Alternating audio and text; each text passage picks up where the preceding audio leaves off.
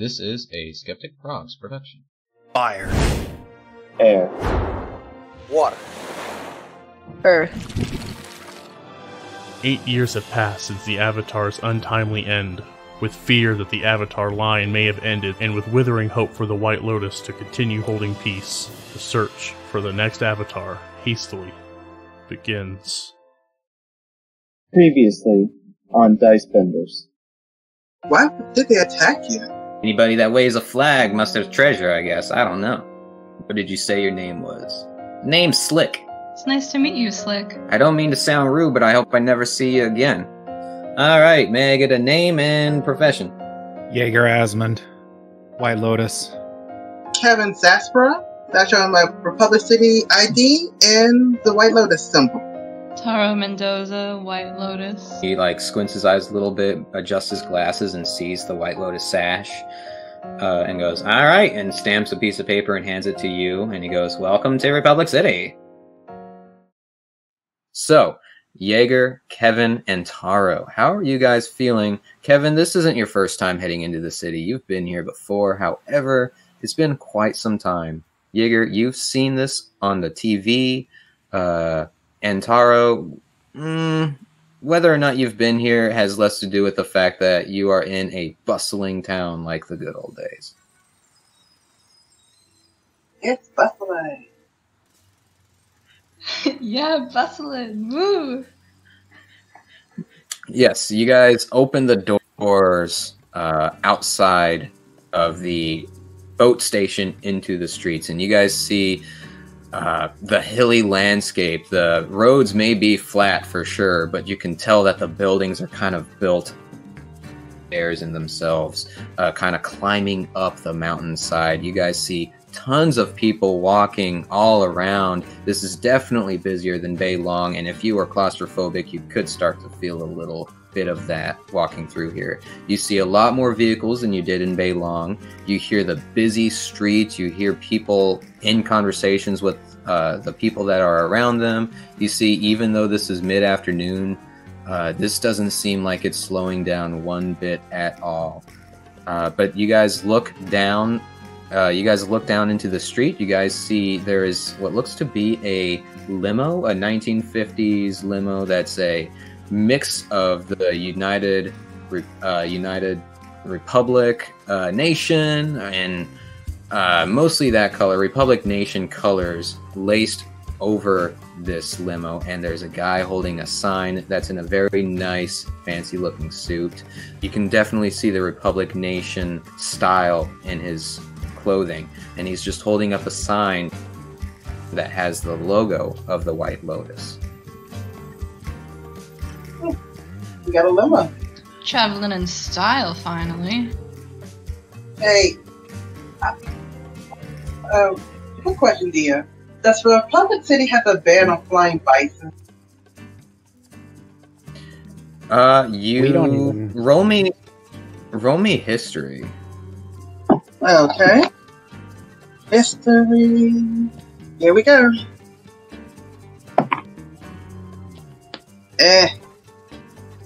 10. Okay. You know your times here. Obviously, people are very aware of Aang's family and all the things that the Airbender family has done for the city. The fact that Tenzin was here with Korra within Korra's time and such. He himself had a bison, and then there were sky bisons that came with the rest of the family further down the line. However, today, you're not sure. These days, you're not 100% sure, but there wasn't a ban last time you were here. Okay. The only reason I asked because I was thinking of Bay Long. But yeah, you guys take your steps down onto the wide sidewalk leading to the street where you see the limo. One thing you do notice is a giant statue of Katara standing in front of this train boat station that now you see the name is Republic City Water Transport. You see Katara's hands. She is much older than she was in the last Airbender. You know, she's a woman in the statue, where she has her hands out. One hand is facing the direction of the river, the stream that you guys came up from, and her other hand is facing the stream that is going down for the transport, as though she is helping to guide the waters. You see a very serious look in her face, as though she's concentrated, but also doing what she loves. As Kevin would know, being a waterbender, you just love to do your craft. But you guys walk up to the guy that's in the suit, and he goes, "Oh, are you guys the White Lotus members?" Yes, sir, we are. Oh. And he grabs the sign and opens his passenger's door, puts it in, and opens the door for you guys for the back, and just holds it open for each one of you. Vanna goes in, Sean goes in, the three of you, I'm assuming, go in. Hey, you all sit down. Vanna is sitting close to Kevin. Sean is sitting opposite sides of Jaeger, to where the two of them could look at each other. He shuts the door, goes into the driver's seat, and then asks, "So where am I taking you?"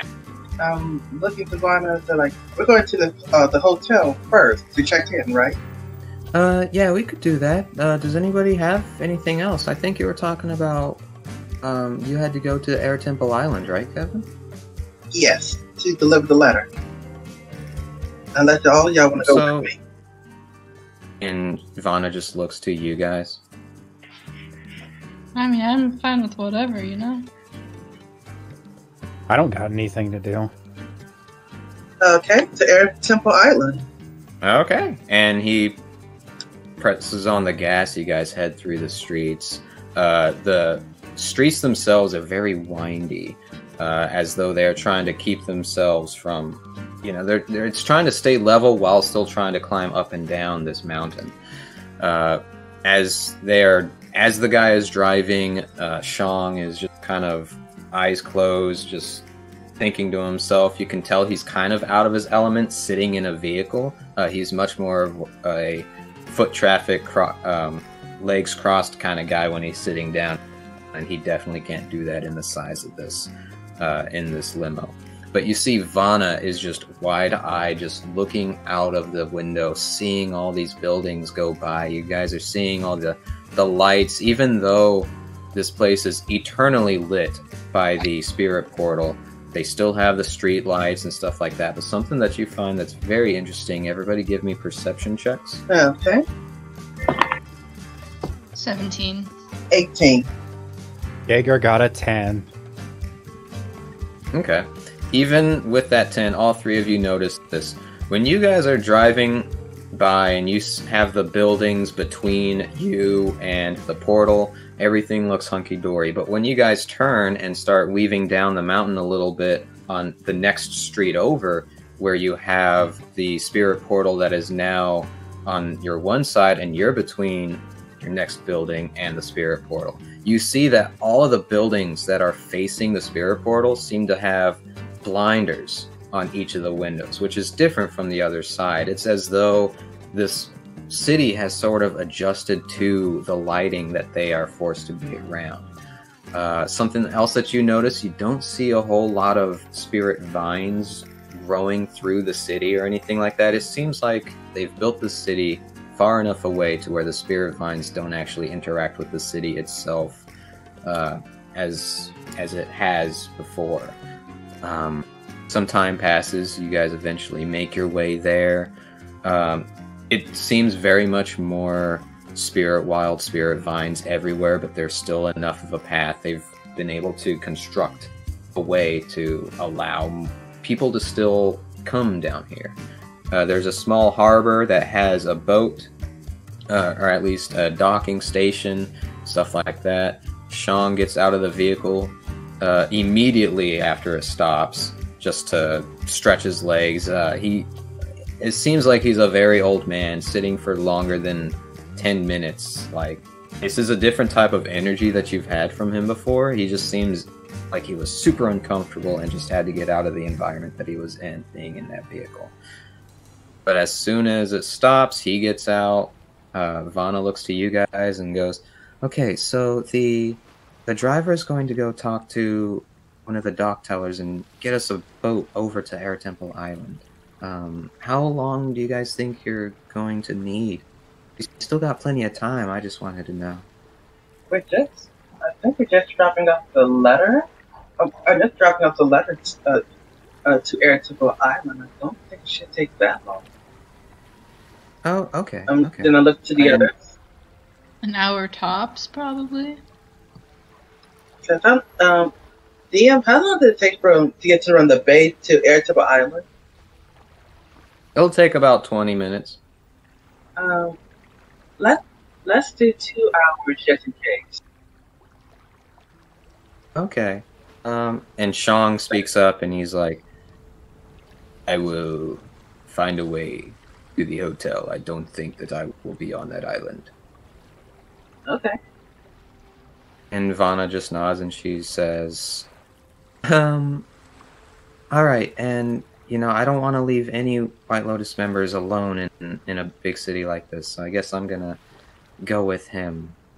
So the three of you, and she realizes that you guys don't know where your hotel is, so she hands you, Kevin, she hands you a card showing you the address to the hotel that you guys are going to.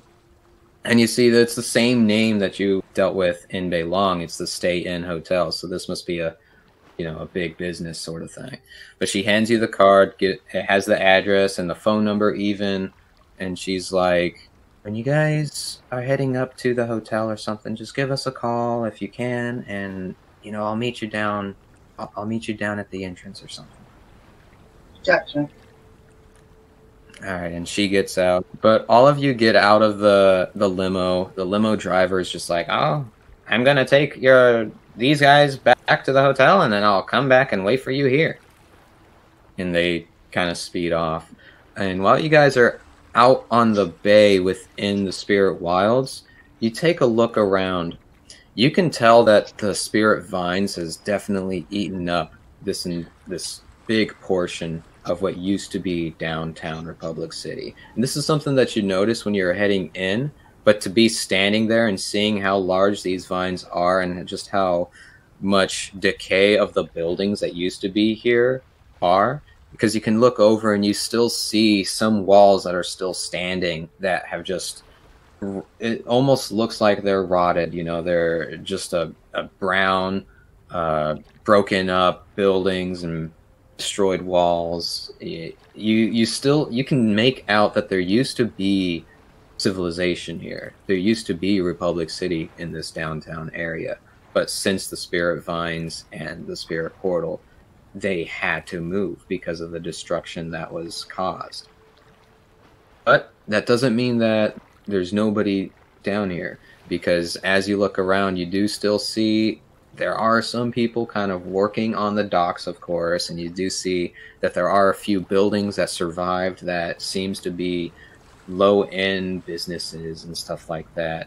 And I want the three of you to give me perception checks as you guys are getting on the boat to get to Air Temple Island. I got a nat 20. I got a dirty 20.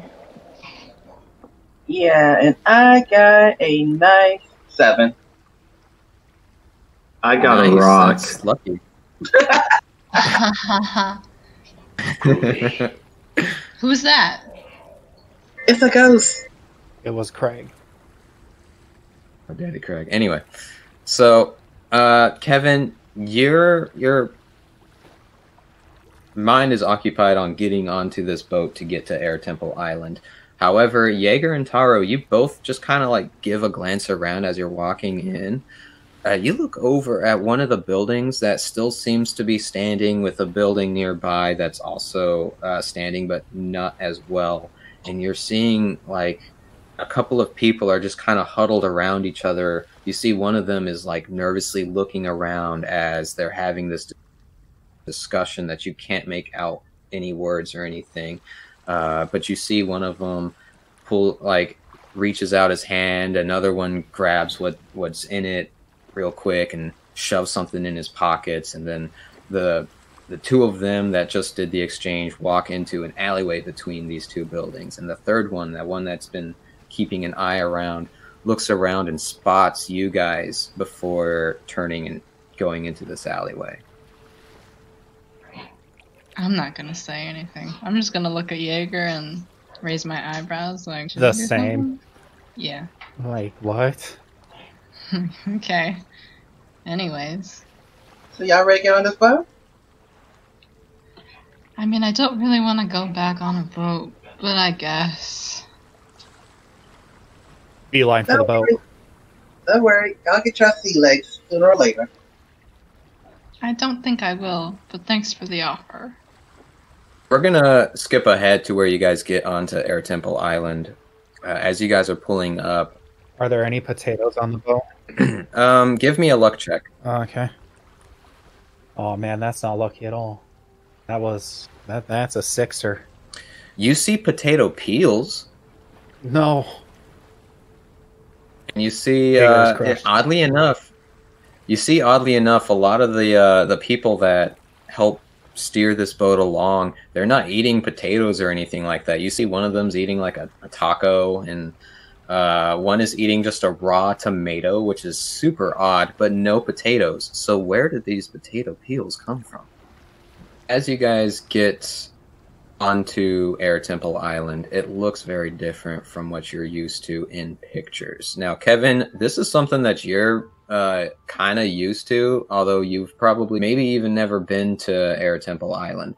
But you see, it is, of course, Air Temple Island. It has the temple, it has the air nomad type of designs and stuff like that. But you also see off to the side of the same building and the same island that there seems to be like a militarized base of operations where you see a giant emblem that says United Republic or Republic Nations Air Defense, and it has a really fancy logo of it. Looks like the Airbender symbol inside of a shield. Now, this is something that isn't like bafflingly terrible or anything like that. It's not a disgrace to the air nomads or anything, because as time went on and the Republic City had to build themselves a military just to kind of sustain themselves from any other attacks that happened, such as what happened with within Legend of Korra, they started building departments and stuff like that. And of course, with the harmonic convergence, airbenders started to pop up around the world. You guys also already know, and this is a massive history check, that the White Lotus and Korra, and it seems to be the airbenders that were discovered, started to rebuild the air temples. You guys would know this because Yang states that he is from the Southern Air Temple. So once those air temples were rebuilt, any acolytes that were here kind of migrated to those areas, leaving this place not empty, but with less fulfillment until, it seems, the air defense. But you guys get off of the boat. You guys start walking up. You guys see a few people that seem to be in... They are very clearly airbenders. You can tell by their uniforms. It's very militarized, Air Force looking style. However, they have what looks like skin flaps between their arms and their sides to allow them to glide, essentially, without gliders, like what you remember Yang having. Stuff like that. And one of them kind of comes up to you guys. He has a nice hat. It's off to the side a little bit. And he just goes, hello, how can I help you guys? Hello. My name is Kevin, and I'm here to deliver a letter from Master Go. Master... Yes, she is He looks very confused. She's from the White Lotus Society. She's an airbender. She's a teacher to Yang. Okay, so you're not here for air defense. And he just gestures over to... Well, he just looks at you guys, and he sees the White Lotus ashes and stuff like that, and he's just like, alright, you may need to speak to the general then. I'm pretty sure he could probably steer you in the right direction. Thank you. Of course. In fact, and he looks over to a couple of the other guys. You see them kind of passively walking by, walking with purpose, but ain't kind of like not going anywhere at the same time. And he kind of gestures to one of them, and he comes over, salutes the guy he's talking to, and then looks at you guys. And then he's like, yeah, what's up? And he's like, well, these guys are here to speak with General Milo about something that's going on. They have some... Could you just show them where the general is? And he's like, yeah, of course. And he looks to you guys and he goes, hey, how's it going, everybody? I'm Bandon. Greetings, And he Bandon. puts his left hand out to shake. And Kevin, nice to meet you. Nice to meet you too. I'm shaking his hand. Taro. I also shake his hand. Jaeger, but I don't shake his hand. Okay. He has his hand out for a moment and sees that you're not shaking it, and he just kind of eventually puts it down and goes, all right, well, come right on with me. Kevin, who's the letter even for? Mexico say, deliver this letter to Air Temple Island. That's all the instruction I got. She didn't give you a person on the island to give it to? Yeah, I was thinking that was kind of weird too, but I told her I'll deliver the letter. That's very History good, check, Tim? actually. Kevin, you do recall she did kind of hint at it when she said, bring this letter and the people that know what to do with it will steer you guys in the direction that you need to go. Okay. She's mysterious. That is very vague. As you guys start walking to the air temple, so you guys are kind of walking away from the air defense base, you guys start to hear blowhorns, and some of the airbenders in their uniforms look up and they say, "Oh, we've got a bison! Quick, tell General Milo!" And a couple of guys rush over, rush off in the direction that you guys were heading. As this bison lands, give me perception checks. 18. I also got 18. I got a 17. You guys see the familiar beard that is oddly on a bison. You guys see the familiar, or hear the familiar panting that you had grown to know oh so well on your first adventures into the sky. You guys see, as this bison lands, there is a young airbender sitting on top of it.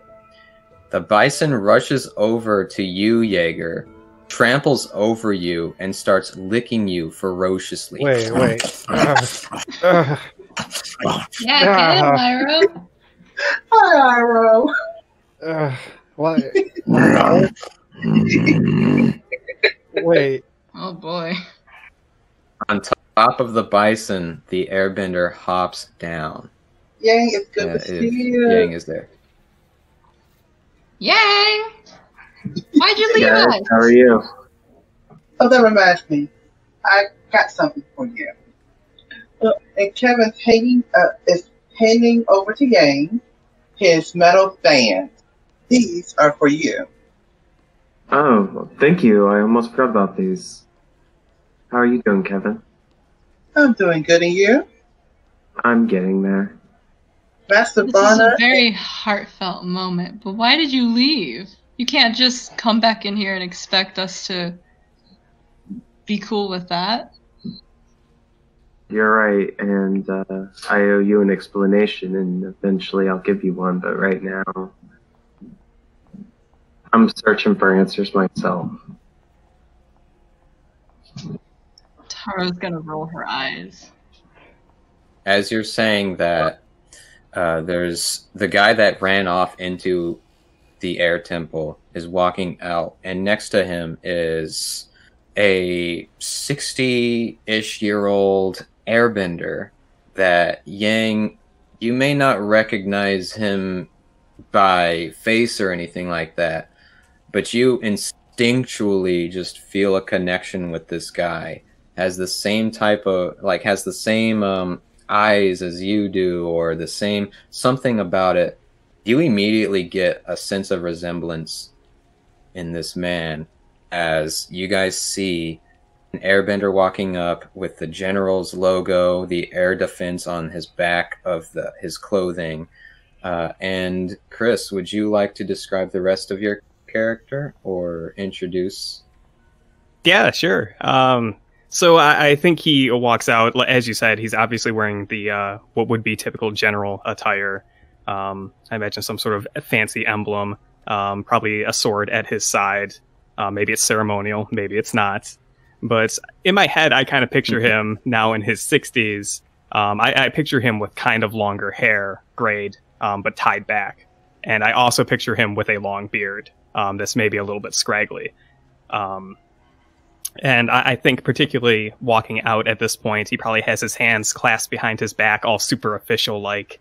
But maybe some of his hair isn't tied out or like tied back. It's kind of sticking out a little bit messy. And he kind of has this tired look on his face. Like maybe he was just woken up from a nap. And as he steps forward, I think he's just surveying the scene and waking up. Okay. And yeah, as you're coming up, the person that called for you to come out, he's just like, "Oh, I'm so sorry, General. I'm so sorry. I didn't mean to wake you. It's just we had these guests, and then something about a bison. I thought that Janora was coming back." It's okay. Don't worry about it. I can meditate later. And like I said, I think he's surveying over the people that landed, because I and he would like a description of their characters, since I don't know what people look like, and I want to hear it from them, if that's okay. Of course, yeah. Let's start with Jaeger and go all the way down to Yang. Jaeger is 6 foot, 180 pound of man meat, guard up boy. He I see him as like he's got short hair, black, and it's kind of like a high fade, kinda. So it's kind of what you'd expect to see like in a military, but the top is a lot longer. He's got like an athletic build, and he's kind of I don't want to use the term angsty, but that's like the vibe he'll give off. Perfect. Kevin? Oops. I was talking like, oh yeah, I forgot to unmute myself. Oh well. Kevin is also 6 foot. He has the wolf hairstyle, so his hair is pulled back to a ponytail. The wolf style hairstyle. Wearing traditional water tribe. With his white leather sash on his right arm. And this time he's not wearing his cape because the obsidian is getting a little too warm for the cape. And he is, like I said, 6 foot, 180 pounds, a swimmer build. Good. Milo definitely takes note that there's no cape. I love the clickety clack of the note taking. Oh yeah, I have a problem. I'm sorry. I gotta do it. No, it's okay. These characters into my remembering machine. Yes. Let me remember. Okay. Underline it. Get like a little, like a small towel, okay, and put it right under your keyboard. Easy fix. Trust me, I know the clickety clacking from experience.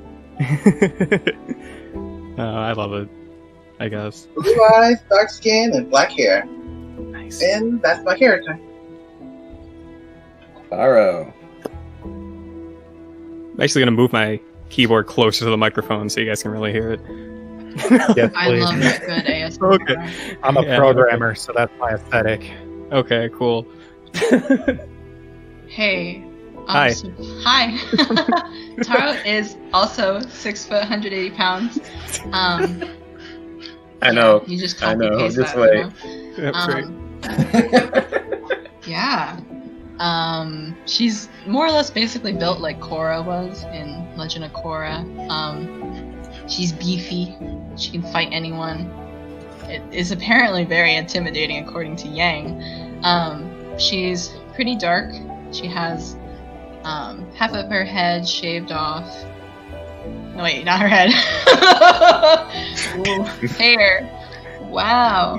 It's a day. And then You see the entire left side of her head is missing. Oh, very interesting. I hear She that's was entirely recently Right down the Finally middle. She has found half of a nose. And the worst part is, the only part of her nose that's left is the one that's always blocked up. That would be the case. Oh, that's the worst. Wouldn't it? Yeah. Yeah. So anyway, Anyway, I'm sorry. it's fine. I did it to myself. The rest of her hair goes down to like her bust, I guess, and it's like a wavy auburn color. But I mean, the roots are very much not that color. She wears very standard like New Earth Kingdom clothes, so like your greens, your golds, kind of rich clothes because you know. Oh, and she has circular rimmed glasses. Oh, there's a picture that goes along with this? Yeah, I got. There are pictures for all four of the characters. Nice. Yeah. Nice. And last but certainly not least, especially for you, Milo, is Yang. You see a 6 foot, 140 pounds, very scrawny individual. He is bald with no tattoos on his body at the moment. But he has a distinctive features, especially in the scowl that he's giving you. You can almost see in the eyes a hint of your sister. We'll underline that. Scowling. Cool. Noted. And something else that Yang, the rest of the group may begin to notice, but you don't have your quarterstaff now. So it was perfect timing to get those fans, but you know, a staple of Yang, you don't see those on him anymore. Yeah, you see the fans now fastened to my blue bike shorts, blue and silver bike shorts, and my sleeveless arms crossed against my blue and silver vest, just scowling at you. And Milo. So then I think, like I said, he studies the new faces in front of him. And I think there's this moment where he's looking at everyone and he's imagining just like a line drawn from one person to another, just like across the top of their heads. Like they're all the same height. How? Yeah, they're all That 6 foot Obviously giants. was not planned, but it just ended up that way. It was delicious.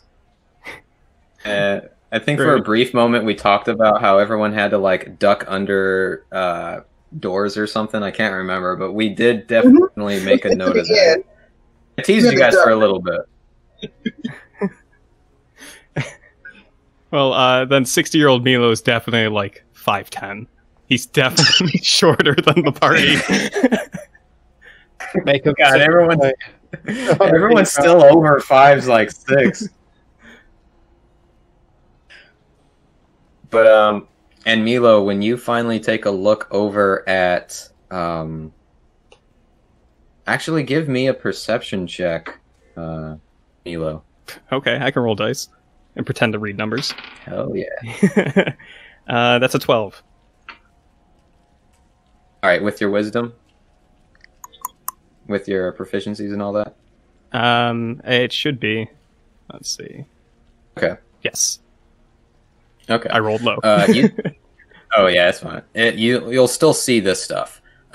You see first of all on Jaeger, on his right hand, you see a familiar marking that you recognize being within the Republic nation for so long. You see the symbol of the Surtur clan embedded into his hand as though it was burned in. For Kevin, you do see traces of wealth, and you actually see like the way his facial features are a lot like the Councilman Mike that you're familiar with. You see with Taro, she has a gun. Okay, we'll just yeah, she has a gun. That's getting and underlined. Yang, underline, bold, please italicize. and with Yang, Yo, that's horrifying, Jaeger. Don't be downraged. Yeah, let's please delete that.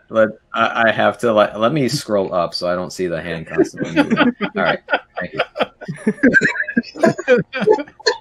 You're gonna be scarred forever.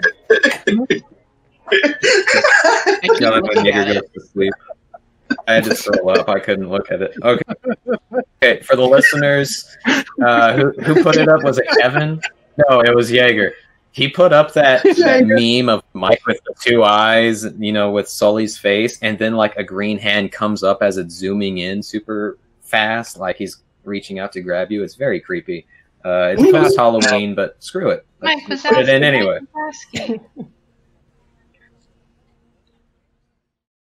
Hey y'all, Frog here, your DM, and I just wanted to throw in a little something here. The person playing Milo, aka Chris, is starting his own podcast, the Critically Accursed podcast. He was nice enough to send me one of his little preview things, and I'm going to throw that in here for anyone who may be interested. Chris is an amazing guy, fantastic player in the podcasts that he's in already, and makes for a wonderful GM. So without further ado, let's go right into it. Here is a preview, a little cut of his podcast. Today, we open to a new story. The year is 2172, and the world as we know it has changed. Since the resolution of World War III, nearly 100 years prior, technology has made significant advancements, cultures have mingled, and the superhuman element has become more prevalent than ever. In this wondrous world of heroes and villains, Horizon City stands as a bastion of new age principles. And it's in this city we find 5 teens, all capable of wielding amazing powers, all struggling to find their place in the world. The Doomed. People say you change when you hit puberty, but I changed more than most. I gained awesome powers, the ability to pull in the life of things around to boost my physical abilities to a seemingly limitless degree. But there's always a cost. The Delinquent. Having powers is a bit of a blessing and a curse. Everyone keeps telling me to do good things with my powers. But where's the fun in that? The Janus. Just your average, mild-mannered high school student here. You'd think that having superpowers would make juggling things like my friends, family, school, and my part-time job a lot easier. But hey, there's a robbery going on at Horizon City Bank. Oops, I guess you heard that, huh? Well, sorry, I can't stay. It's time to ride. The Legacy. I'm just a normal teen who attends school, plays sports, has friends, and, well, my parents were superheroes, and so was my grandpa. He started this whole legacy thing. Everyone in my family has their own thoughts on how a hero should be, so it's all eyes on me. But no pressure. The Transformed. I miss small talk that isn't used to avoid real talk. I miss casual high fives in the hallways. I miss people looking at me without that awful, awkward smile on their faces. I miss those easy, meaningless, everyday interactions from when I was a normal person. From when I wasn't this. Where their stories lead, there's only one way to find out. Let's turn the page. My name is Chris, and I'm here to tell you that on January 5th, 2021, a Critically Accursed podcast is making its debut with issue number 1 of Horizon, a comic book-inspired actual play podcast that utilizes the Powered by the Apocalypse system masks. It's a dramatic and goofy tale of heroes and hormones that we've been working on for several months. So, if you're into comics, tabletop games, superheroes, teenage drama, and or my voice, then you should absolutely check us out. The easiest way to do so would be to follow us on Twitter. My Twitter handle is @CAccursed. We're going to be using Twitter to make all the announcements relating to our podcast, so definitely follow us there. And on release, you should be able to find us on pretty much all your usual and favorite podcast services. We have some amazing stories to tell, so grab a seat, join us at our table, and we look forward to seeing you in the new year. You're a superhero.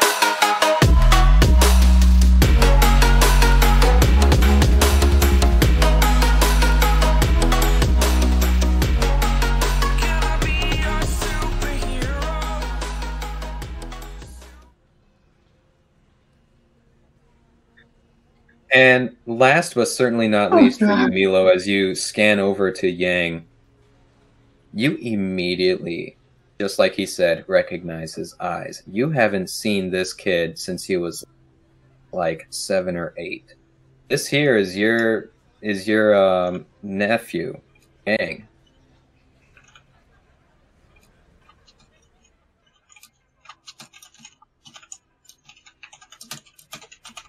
And just for my reference of time scale, how old does Yang look now? Or how much time has passed, I guess. That's another way to ask. 22. Damn. Okay. The last time you ever saw him was when Janora was sending him off to the Southern Air Temple. Okay. I have to reach into my heart and get my feels on then. Chris, pretend to be human. Okay, I guess I could try. Let's do this. So, unless there's anything else you want to add, Frog. No, that's everything you see. You still see Iroh is like licking the back of Jaeger's head, and he keeps trying to swat him away like he's a fly, but he just won't leave him alone. It almost looks like Jaeger's just accepted his fate and is just letting him lick him in the back of the head now. Yeah. Sounds about right. Jaeger, if your hair could stand in the back, it would be right now. Can you send me some of those animal noises? Frog out. Yeah, of course. I'd like to use it for my ringtone. You should hear the cat dog. Cool. No. No. There it is. Speaking of, the cat dog starts twining between Jaeger's feet. No. Oh yeah, I forgot that you had one. And no.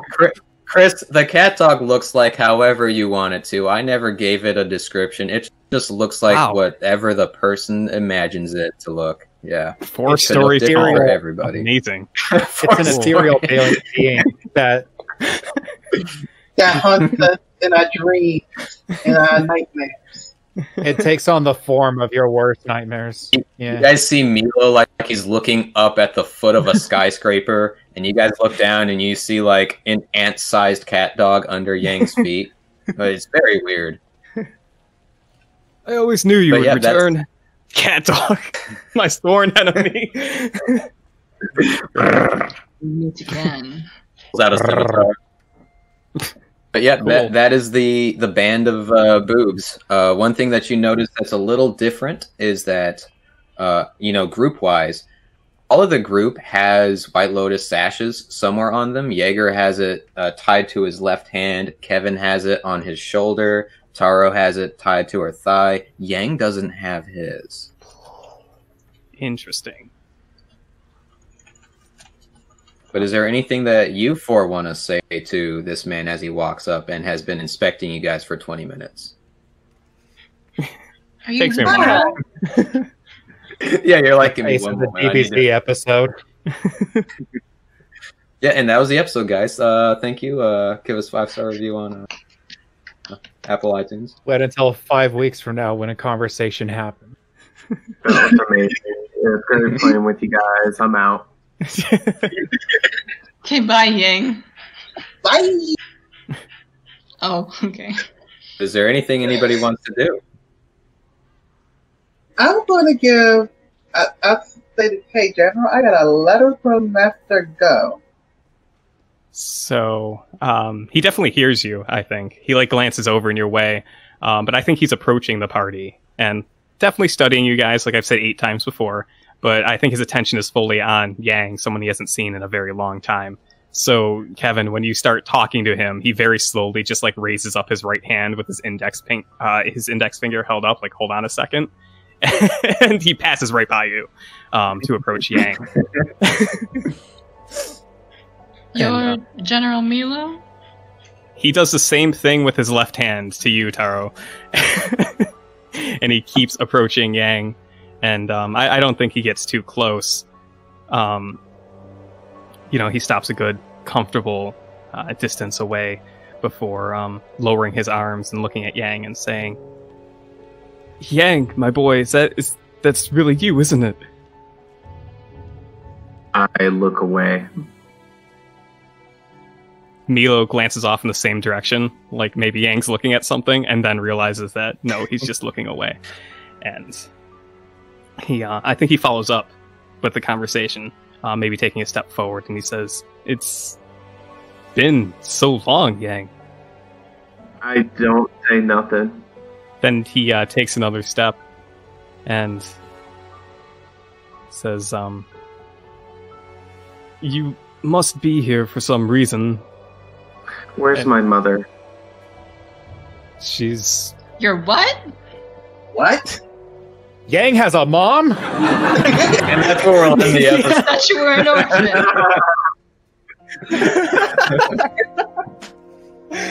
That might actually be where I would end that episode. What a twist. So now really give us the 5-star review, yeah.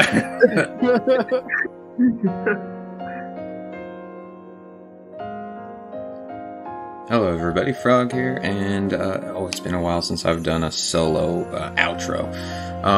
But yeah, we're having such a blast having our guest on here, known as Critically Accursed on Twitter. See Accursed on Twitter, also known as See Accursed on Twitch, if you ever want to go on there and support him and watch his stuff. He does a lot of amazing content. We've all subscribed to his channel, and I would recommend you guys doing the same, just because Chris is an awesome person. So glad to have him on here. I was like a hype kid. I love his stuff, his character in Eterna, which is the podcast that Sean Palmier does. We've mentioned that one before. Amazing guy, all around good person, great role player, and we were all having so much fun. We just didn't want to stop the episode, so we just kind of kept recording for another, I think, 3 hours straight. It's going to be editing hell for me, but it was fun nonetheless. Anyway, you guys aren't here to hear me ramble, so I'll just end this episode by saying this was a Dungeons & Dragons 5th edition actual play podcast.